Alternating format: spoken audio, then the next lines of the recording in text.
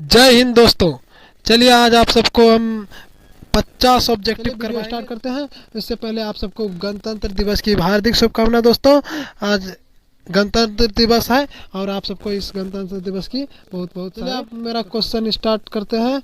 हमारा क्वेश्चन है, स्क्रीन पर देखिए। क्वेश्चन है कि अथर्ववेद में ऋचा मंत्रदर्शिका की कितनी ऋचाएं हैं। क्वेश्चन है दोस्तों कि अथर्ववेद में मंत्रदर्शिका की कितनी ऋचाएं हैं। तो याद रखिएगा दोस्तों, कितनी ऋचाएं हैं? 2 ऋचाएं हैं। कितनी ऋचाएं हैं दोस्तों? तो 2 ऋचाएं हैं। अथर्ववेद में मंत्रदर्शिका की 2 ऋचाएं हैं। चलिए अगले क्वेश्चन की ओर बढ़ते हैं दोस्तों। लौकिक संस्कृत साहित्य में याद रखिएगा दोस्तों, लौकिक संस्कृत साहित्य में 40 कवयित्रियों के कितने पद स्पष्ट रूप से उपलब्ध है? कितने पद स्पष्ट रूप से उपलब्ध है दोस्तों? तो 20 है। याद रखिएगा कितना है? 20। इसका आंसर हो जाएगा 20। चलिए अगले क्वेश्चन की ओर बढ़ते हैं। अगला क्वेश्चन है कि भारतीय जीवन में किस काल में संस्कारों का महत्व चला आ रहा है।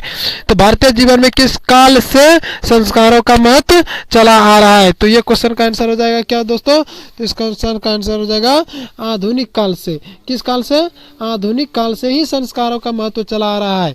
तो आपको बता दें कि संस्कार के बारे में, संस्कार जो है दोस्तों, इसको 5 भागों में बांटा गया है और ये टोटल संस्कार 16 होता है। संस्कृत में पूछा जाता है संस्कार कति भवन्ति, पूछा जाता है कि संस्कार कति भवन्ति। तो याद रखिएगा दोस्तों, संस्कार जो होता है वो 16 होता है। यानी कि संस्कृत में आप कितना बताइएगा? 16 से। इसको दोस्तों 5 भागों में बांटा गया है, जो कि जन्म से पूर्व हो जाता है 3, और जन्म की शैशवा अवस्था में हो जाता है आपका 6, और जब शिक्षा ग्रहण करने जाते हैं तो उस समय होता है 5, और एक संस्कार होता है आप जब विवाह कर लेते हैं तो उस समय विवाह संस्कार होता है 1, और एक अंतिम संस्कार जो कि मरने के बाद होता है, जिसको अंत्येष्टि संस्कार होता है कहते हैं। तो पूछ सकता है कि अंत्येष्टि संस्कार कब होता है? तो मरने के बाद। चलिए अगले क्वेश्चन की ओर बढ़ते हैं दोस्तों। अगला क्वेश्चन हमारा है, जीवन में के सभी मुख्य अवसरों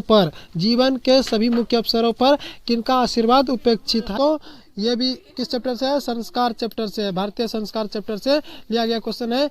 पूछ रहा है कि जीवन के सभी मुख्य अवसरों पर किनका आशीर्वाद उपेक्षित है। तो समवयस्कों का। किसका आशीर्वाद उपेक्षित है? समवयस्कों का। चलिए अगले क्वेश्चन की ओर बढ़ते हैं। अगला क्वेश्चन है कि संस्कार प्राय कितने प्रकार के होते हैं। तो प्राय इसमें कितने प्रकार का हो जाएगा दोस्तों? अभी बताए संस्कार जो है 5 प्रकार के होते हैं प्राय, और कुल पूछ देगा तो 16। कुल संस्कार कितने होते हैं? 16। चलिए अगले क्वेश्चन की ओर बढ़ते हैं। अगला क्वेश्चन है कि मनुष्य पूछ रहा है कि मनुष्य गृहस्थ जीवन में प्रवेश कब कर जाता है। तो घर का काम काज कब संभालता है दोस्तों? जब वह उसकी शादी हो जाती है। यदि आप सबकी भी शादी भी आ जाएगी तो आप सब भी पढ़ाई लिखाई छोड़ करके गृहस्थ जीवन जीने लगेंगे। तो विवाह संस्कार में जो है दोस्तों क्या हो जाएगा?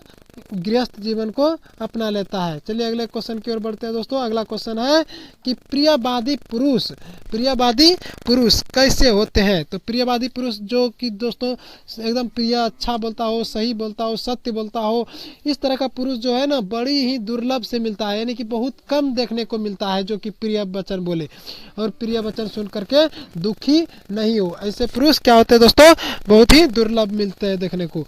चलिए अगला क्वेश्चन की ओर बढ़ते हैं। अगले क्वेश्चन है, स्वामी दयानंद सरस्वती की मृत्यु कब हुई। यदि आप मेरा ये वीडियो नहीं देखे हैं तो इसको जरूर देखिएगा, यूट्यूब चैनल पर ये वीडियो है। तो स्वामी दयानंद सरस्वती की मृत्यु कब हो जाती है दोस्तों? तो स्वामी दयानंद सरस्वती की मृत्यु 1883 ईस्वी में हो जाती है। चलिए अगले क्वेश्चन की ओर बढ़ते हैं। अगला क्वेश्चन है कि स्वामी दयानंद सरस्वती ने कैसा काम किया। तो स्वामी दयानंद सरस्वती ने कैसा काम किया था दोस्तों? समाजोद्धारक थे, समाज को उद्धार करने के लिए काम किया था। स्वामी दयानंद सरस्वती ने कैसा काम किया था? समाज के उद्धार के लिए काम किया था। चलिए अगले क्वेश्चन की ओर बढ़ते हैं। अगला क्वेश्चन है, आर्य शब्द का अर्थ होता है। आर्य शब्द का अर्थ क्या होता है दोस्तों? आर्य शब्द का अर्थ होता है श्रेष्ठ। आर्य शब्द का अर्थ क्या होता है? श्रेष्ठ। चलिए अगले क्वेश्चन की ओर बढ़ते हैं। कर्ण किस देश का राजा था। यदि ये वीडियो भी नहीं देखे हैं तो इसको भी जरूर देखिएगा। ये कर्णस्य दानवीरता आपको बहुत बेहतर तरीके से पढ़ाए हैं। ये कह रहा है क्वेश्चन क्या है कि कर्ण किस देश का राजा था? कर्ण किस देश का राजा था दोस्तों? कर्ण अंग देश का राजा था। और अंग देश की राजधानी क्या होती है, इसको कमेंट बॉक्स में जरूर लिखिएगा। चलिए अगले क्वेश्चन की ओर बढ़ते हैं। अगला क्वेश्चन है हमारा कि कर्ण के पास भिक्षा मांगने के लिए कौन आया था? तो कर्ण के पास भिक्षा मांगने के लिए कौन आया था? तो कर्ण के पास भिक्षा मांगने के लिए इंद्र आया था। और इंद्र का दूसरा नाम क्या होता है दोस्तों? तो याद रखिए, इंद्र का दूसरा नाम होता है शक्र।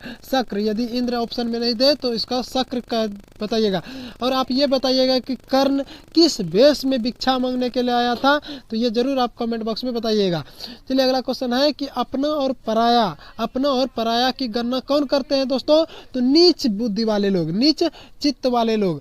कैसे लोग करते हैं अपना पराया? नीच चित्त बुद्धि वाले लोग करते हैं। और जो उदार लोग होते हैं उसके लिए तो पूरा पृथ्वी कैसा होता है? कुटुंब के समान, यानी परिवार के समान होता है। चलिए अगले क्वेश्चन की ओर बढ़ते हैं। अगला क्वेश्चन है परपीड़न। परपीड़न से क्या मिलता है? तो परपीड़न से क्या मिलता है दोस्तों? तो परपीड़न से पाप मिलता है। क्या मिलता है दोस्तों? तो परपीड़न से पाप मिलता है। चलिए अगले क्वेश्चन की ओर बढ़ते हैं। अगला क्वेश्चन है अशांति से क्या होता है? अशांति से क्या होता है दोस्तों? यदि कहीं अशांति का माहौल है तो वो समझा जाना जाता है कि मानवता का विनाश हुआ है। तो मानवता का विनाश होता है। अशांति से क्या होता है दोस्तों? मानवता का विनाश हो जाता है। मानवता का विनाश हो जाता है। चलिए अगले क्वेश्चन की ओर बढ़ते हैं। अगला क्वेश्चन है कि ऋषियों द्वारा क्या है क्वेश्चन दोस्तों? ऋषियों द्वारा प्रणीत को क्या कहते हैं? ऋषियों द्वारा प्रणीत को क्या कहते हैं दोस्तों? तो प्रणीत को कहते हैं औपनिषदिकम।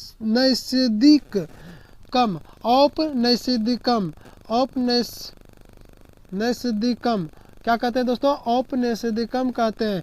ऋषियों द्वारा प्रणीत को क्या कहते हैं? औपनिषदिकम कहते हैं। तो अगला क्वेश्चन की ओर बढ़ते हैं दोस्तों। अगला क्वेश्चन है कि अर्पित क्या है?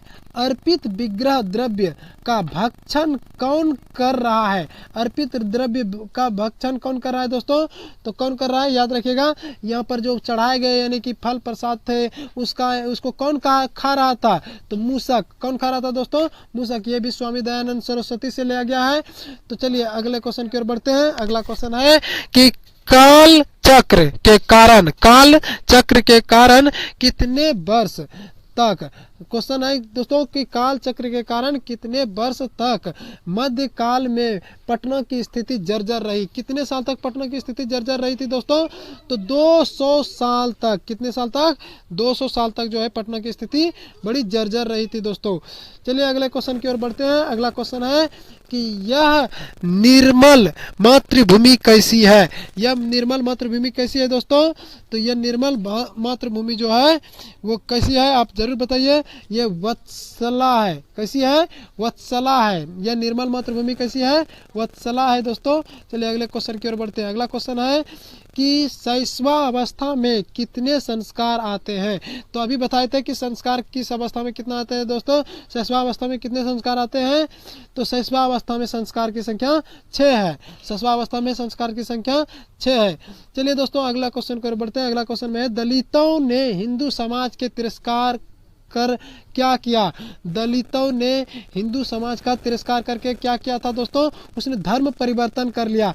जब देखा गया कि हिंदू समाज में छुआछूत है, अलग अलग प्रथा, जिसके कारण दलितों को बहुत ही कठिनाइयों का सामना करना पड़ता था, उसने अपने धर्म को बदल लिया। हिंदू समाज में बहुत सारे उच्च वर्ग के हिंदू लोग दलितों को बहुत सारे कठिनाई दुख तकलीफ देते थे, जिसके कारण उसने धर्म को परिवर्तन कर लिया। तो पूछ सकता है कि दलितों ने हिंदू समाज को क्या किया था? तिरस्कार कर लिया था। कैसे? धर्म परिवर्तन करके। चलिए अगले क्वेश्चन की ओर बढ़ते हैं। अगला क्वेश्चन है शास्त्र चर्चा करने के लिए कक्षा में कौन प्रवेश करता है? तो कक्षा में कौन प्रवेश करता है दोस्तों? शिक्षक। शास्त्र की चर्चा करने के लिए कक्षा में कौन प्रवेश करता है? तो शिक्षक। अगले क्वेश्चन की ओर बढ़ते हैं। जन्म से पूर्व कितने संस्कार होते हैं? तो ये अभी बताए थे दोस्तों कि 3 संस्कार होते हैं। जन्म से पूर्व कितने संस्कार होते हैं? 3 संस्कार होते हैं। चलिए नवीन दृष्टि संपन्न, अगले क्वेश्चन है कि नवीन दृष्टि संपन्न शिक्षक कहाँ पहुंचे थे? तो नवीन दृष्टि संपन्न शिक्षक कहाँ पहुंचे थे दोस्तों? तो भीखन टोला पहुंचे थे। कहाँ पहुंचे थे? भीखन टोला। दीन दयाल टोला नहीं दोस्तों, भीखन टोला पहुंचे थे। इस तरह से आंसर दीजिएगा। चलिए अगले क्वेश्चन की ओर बढ़ते हैं दोस्तों। कर्मवीर राम प्रवेश राम ने निज उत्साह से कौन सा पद प्राप्त किया? निज उत्साह से कौन सा पद प्राप्त किया था दोस्तों? महत्तम पद प्राप्त किया था, महत्व पद प्राप्त किया था दोस्तों, उच्च पद को प्राप्त किया था। चलिए अगले क्वेश्चन की ओर बढ़ते हैं दोस्तों। अगला क्वेश्चन है सदा जोड़ एव क्या होता है दोस्तों? सदा जोड़ एव सदैव होता है, सदा जोड़ एव सदैव होता है दोस्तों, याद रखिएगा, ध्यान से मारिएगा दोस्तों। सदा जोड़े क्या होता है? सदैव होता है। चलिए अगले क्वेश्चन की ओर बढ़ते हैं। निरतो अभूता क्या संधि विच्छेद क्या होता है? तो निरतः जोड़ अभूता होता है। क्या होता है दोस्तों? निरतः जोड़ अभूता होता है, निरतो भूता। चलिए अगले क्वेश्चन की ओर बढ़ते हैं। अगला क्वेश्चन है अवजह शब्द में किन वर्गों की संधि हुई है? अवजह शब्द में किन वर्गों की संधि हुई है? तो किन वर्गों की संधि हुई दोस्तों? तो अप जोड़ जह। चलिए अगले क्वेश्चन की ओर बढ़ते हैं दोस्तों। अगला क्वेश्चन है कि गंगाया तीरे का समस्त पद क्या होता है? तो गंगाया तीरे का समस्त पद क्या होता है दोस्तों? गंगा तीरे। याद रखिएगा दोस्तों, गंगाया तीरे का समस्त पद गंगा तीरे। यदि ये क्वेश्चन आप बेहतर तरीके से तैयारी करते हैं तो दोस्तों जरूर आप बेहतर नंबर ला पाएंगे इस टॉपिक को देखने के बाद। स्वर्णकारः का विग्रह क्या होता है? चलिए अगला क्वेश्चन क्या है दोस्तों? स्वर्णकारः का विग्रह क्या होता है? तो क्या होता है दोस्तों स्वर्णकारः का? स्वर्णम करोति। क्या होता है दोस्तों? स्वर्णम करोति। चलिए अगला क्वेश्चन है कि अनवद्ध किस समास का उदाहरण है? जितना भी नकारात्मक भाव है, जैसे कि अन्याय, अत्याचार, अधर्म, इस तरह का ओ वाला जितना भी नकारात्मक शब्द है वो क्या होता है दोस्तों? नए समास होता है। क्या होता है? नए समास होता है। जितना भी नकारात्मक अति होगा तो क्या हो जाएगा? नए समास हो जाएगा। नकारात्मक का भाव जहां पर भी आए तो नए समास में मार दीजिएगा दोस्तों। चलिए अगला क्वेश्चन है दोस्तों कि द्वंद्व समास का कौन सा उदाहरण है? द्वंद्व समास यानी कि देखिए दोस्तों, इसमें इसको याद करने का ट्रिक यही है कि इसमें दो बार दो आता है। इसमें क्या होता है? दो बार दो आता है। द्वंद्व समास में क्या होता है? दो बार दो आता है, इसलिए इसमें डबल याद रखिएगा। जैसे कि लोटा डोरी, गौरी शंकर, राधा कृष्ण, माता पिता, इसमें क्या हो जाएगा दोस्तों? माता पितरो। क्या हो जाएगा? माता पितरो। चलिए अगले क्वेश्चन की ओर बढ़ते हैं। अगला क्वेश्चन है कि गणेशाय मोदकम रोचते पद में चतुर्थी विभक्ति का किस सूत्र का प्रयोग हुआ है? जब यहाँ पर रुचि का प्रयोग हो रहा है तो रुच्यार्था नाम प्रियमाना, यानी कि रुचि धातु का जब बोध हो रहा है तो इसमें रुच्यार्था नाम प्रियमाना होगा, चतुर्थी विभक्ति होगा। चलिए अगले क्वेश्चन की ओर बढ़ते हैं दोस्तों। अगला क्वेश्चन है दोस्तों कि धारे रुत्तमर्ण का सूत्र में कौन सा उदाहरण है? धारे रुत्तमर्ण, धारे धातु का योग हुआ है इसमें दोस्तों, यानी कि जहां पर भी कर्जा लिया जा रहा है या दिया जा रहा है इसमें इसका बोध कराता है। चलिए इसका क्या आंसर हो जाएगा? तुम मह्यम शतम धारयसी, यानी तुम मेरा 100 रुपया धारते हो। तो चलिए अगला क्वेश्चन की ओर बढ़ते हैं दोस्तों। अहम यानी अल्लम मल्लो डैश वाक्य में रिक्त स्थान में कौन सा पद होगा? तो कौन सा शब्द होगा दोस्तों इसमें? तो इसमें शब्द हो जाएगा मल्लाय। क्या होगा? मल्लाय। क्या होगा दोस्तों? मल्लाय। चलिए अगले क्वेश्चन की ओर बढ़ते हैं। विभूति में कौन सा उपसर्ग है? विभूति पद में कौन सा उपसर्ग है? तो उपसर्ग आपको बता दें दोस्तों, उपसर्ग आगे लगता है, उ से उपसर्ग, ओ से आगे, यानी मिलता जुलता शब्द है। और प से प्रत्यय, प से पीछे। प्रत्यय क्या होता है दोस्तों? पीछे लगता है, उपसर्ग आगे लगता है, याद रखिएगा। तो विभूति शब्द में कौन सा उपसर्ग है? विभूति के आगे क्या लगा है दोस्तों? वी लगा है, तो इसमें कौन सा शब्द उपसर्ग हो जाएगा? वी। तो चलिए अगला क्वेश्चन देखते हैं दोस्तों। अगला क्वेश्चन है कि परा उपसर्ग से कौन सा शब्द बनेगा? परा उपसर्ग से कौन सा शब्द बनेगा? तो परा तो आगे लगता है, तो परा काष्ठा। क्या बनेगा दोस्तों? परा काष्ठा बनेगा। चलिए अगले क्वेश्चन की ओर बढ़ते हैं दोस्तों। अगला क्वेश्चन है तुदत पद में कौन सा धातु है? तुदत में कौन सा धातु है दोस्तों? तो तुदत में धातु है तुद। कौन सा धातु है दोस्तों? तुद धातु है। तुदत में कौन सा धातु है? तुद धातु है। चलिए अगले क्वेश्चन की ओर बढ़ते हैं दोस्तों। अगला क्वेश्चन है स्यसी, दास्यसी, ये देखिए स्यसी स्यसा स्यंती, ये कौन सा लकार है? तो स्यसी स्यसा स्यंती ये लकार जो है दोस्तों ये लिट लकार है। कौन सा लकार है दोस्तों? लिट लकार है, याद रखिएगा। ये स्यसी दास्यसी कौन सा लकार है? लिट लकार है। चलिए अगले क्वेश्चन की ओर बढ़ते हैं दोस्तों। अगला क्वेश्चन है क्री धातु के लोट लकार, क्री धातु के लोट लकार प्रथम पुरुष एक वचन का रूप क्या है? क्री धातु का लोट लकार, क्री धातु का लोट लकार प्रथम पुरुष एक वचन क्या होता है दोस्तों? करो तू, करो तू। क्री धातु का क्या हो जाएगा दोस्तों? करो तू। याद रखिएगा दोस्तों, क्री धातु का लोट लकार एक वचन क्या हो जाएगा? करो तू। काहे कि इसमें लोट लकार में होता है तू ताम अंतु, तो एक वचन में तू आता है। चलिए अगला क्वेश्चन दोस्तों है मुनि शब्द के चतुर्थी एक वचन क्या होता है? मुनि शब्द का चतुर्थी एक वचन क्या होता है? मुनि शब्द का चतुर्थी एक वचन क्या होता है दोस्तों? तो याद रखा है मुनि शब्द का चतुर्थी एक वचन जो होता है वो होता है मुनिये। मुनिये क्या होता है? मुनिये। मुनि शब्द का चतुर्थी एक वचन क्या होता है दोस्तों? मुनिये, याद रखिएगा। चलिए अगला क्वेश्चन है कि रामाय, रामाय किस विभक्ति का रूप है? रामाय, रामाय किस विभक्ति का रूप है दोस्तों? तो रामाय विभक्ति का रूप है चतुर्थी। किस विभक्ति का रूप है दोस्तों? चतुर्थी विभक्ति का रूप है रामाय। चलिए अगले क्वेश्चन की ओर बढ़ते हैं दोस्तों। अगला क्वेश्चन है आपके लिए तस्मीन, तस्मीन किस शब्द का रूप है? तस्मीन किस शब्द का रूप है? तो तस्मद का क्या किस शब्द का दोस्तों है? तस्मद का। अस्मद युष्मद तद होता है, अस्मद युष्मद तद, तद का होता है तस्मीन। याद रखिएगा दोस्तों कि तस्मीन किस शब्द का रूप है? तो क्वेश्चन है आपके लिए दोस्तों कि तस्मीन किस शब्द का रूप है? तो तद का है। किसका है? तत् का है। तस्मीन किस शब्द का रूप है? तो तत् का है, याद रखिएगा दोस्तों। चलिए अगले क्वेश्चन की ओर बढ़ते हैं। अगला क्वेश्चन है आपके लिए कि वैष्णव में कौन सा तद्धित प्रत्यय है? वैष्णव, पांडु जोड़ अन पांडव, वैष्णव जोड़ अन वैष्णव, यानी अन प्रत्यय है दोस्तों। कौन सा प्रत्यय है? अन प्रत्यय है, याद रखिएगा। अगला क्वेश्चन है आपके लिए, अगला क्वेश्चन है गंगा जोड़ ठक। गंगा जोड़ ठक से क्या बनेगा? गंगा जोड़ ठक से क्या बनेगा? जैसे कि धर्म जोड़ ठक धार्मिक। गंगा जोड़ ठक क्या हो जाएगा दोस्तों? आप जरूर बताइए। गंगा जोड़ ठक हो जाएगा गंगे। क्या हो जाएगा दोस्तों? गंगे। गंगा जोड़ ठक गंगे हो जाएगा। चलिए अगले क्वेश्चन की ओर बढ़ते हैं दोस्तों। अगला क्वेश्चन है कि हन जोड़ कत्वा, हन जोड़ कत्वा से क्या बनेगा? हन जोड़ कत्वा से क्या बनेगा दोस्तों? हंत्वा। क्या बनेगा दोस्तों? हंत्वा। याद रखिएगा, हन जोड़ कत्वा से बन जाएगा हंत्वा। हत्वा क्या बनेगा? हत्वा। हन जोड़ कत्वा से हत्वा बनेगा। हन जोड़ कत्वा से कौन सा शब्द बनेगा दोस्तों?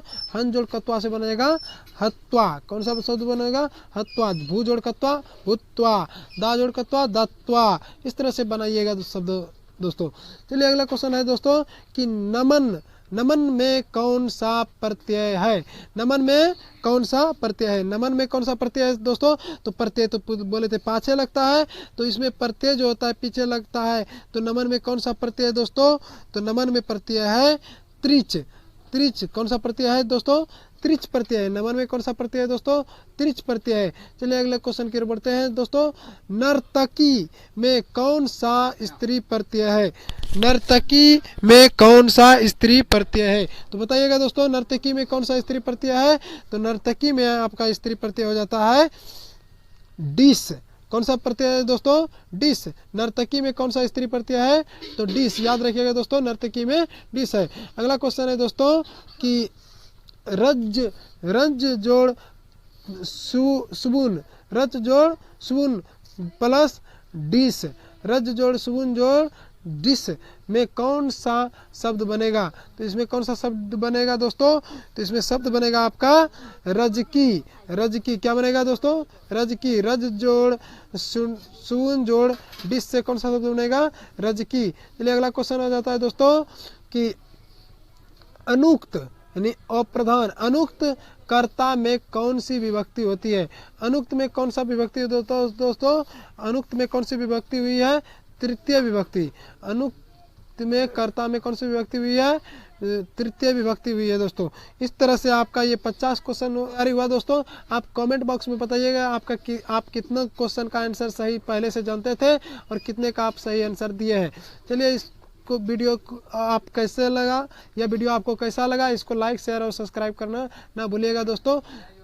ये वीडियो बड़ा मेहनत लगा आपके बनाने के लिए, इसको लाइक शेयर और सब्सक्राइब करना ना भूलिएगा दोस्तों। थैंक यू दोस्तों।